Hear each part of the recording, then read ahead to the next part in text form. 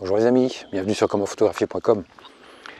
Aujourd'hui j'ai Cyril qui m'a posé une question. Il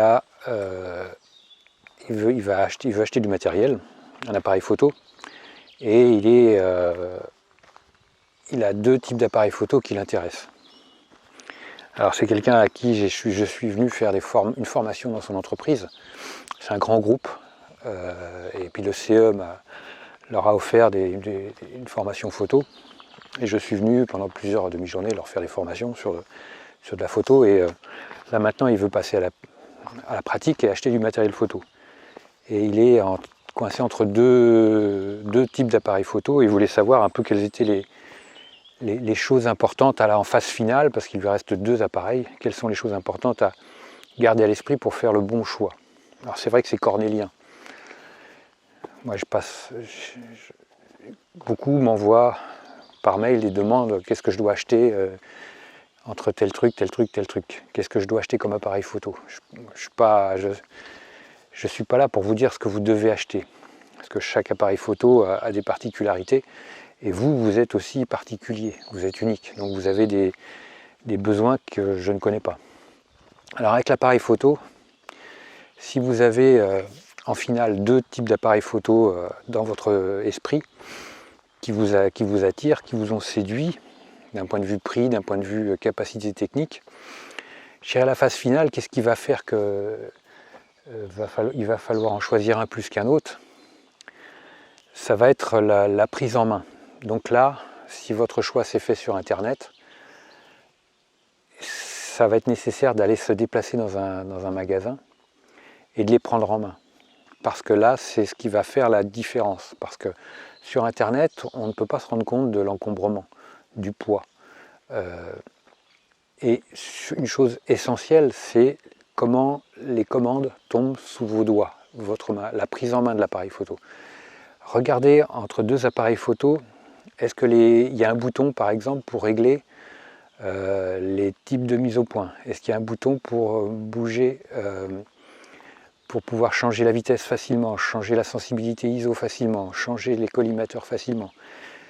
Si sur l'un, vous avez des boutons à proximité qui tombent sous les doigts sans problème pour faire les réglages de base au niveau de l'exposition, mais que sur l'autre, ce n'est pas forcément le cas, ou alors ils sont mal placés, le choix est vite fait. Prenez celui qui vous permet de travailler plus facilement.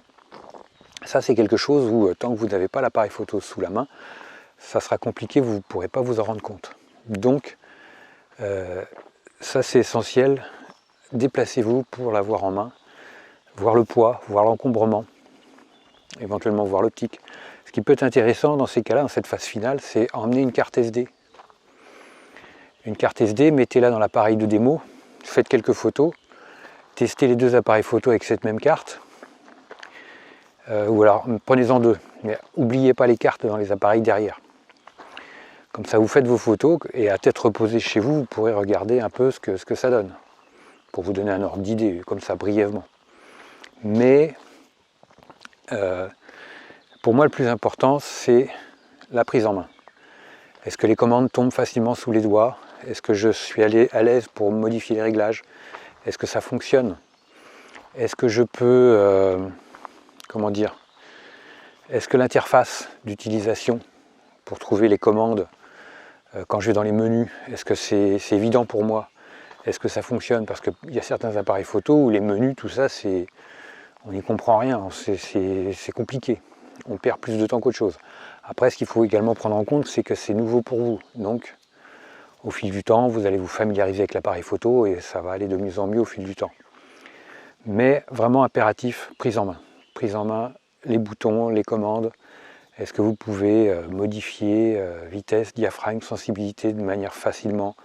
Les modes, on les connaît, ça c'est pas un problème. Mais si jamais vous voulez faire du mode manuel, est-ce que vous avez la capacité d'influer sur les réglages de base facilement? Parce que sur les appareils photo d'entrée de gamme, c'est pas facile pour changer la vitesse, le diaphragme ou la sensibilité, parce que c'est des boîtiers qui sont prévus pour fonctionner en mode automatique. Donc ça, c'est quand même quelque chose d'essentiel, de voir si vous pouvez être libre l'utiliser de façon pratique et pragmatique sans aucune difficulté. Si tout vous tombe sous les doigts de façon naturelle et que tout se passe bien pour changer les réglages, cherchez pas midi à 14h, c'est cet appareil photo qu'il vous faut. Et puis l'autre, mettez-le de côté. Voilà les amis. Un petit like, ça me fera super fort. Moi je vous like comme d'habitude. N'hésitez pas à partager cette vidéo, n'hésitez pas à vous abonner à la chaîne. Si vous avez des petites astuces également, n'hésitez pas à les laisser en commentaire. Faites partie de mes contacts, c'est juste en haut que ça se passe, il y a des petits bonus à la clé. Et puis je vous dis à très vite. Ciao les amis.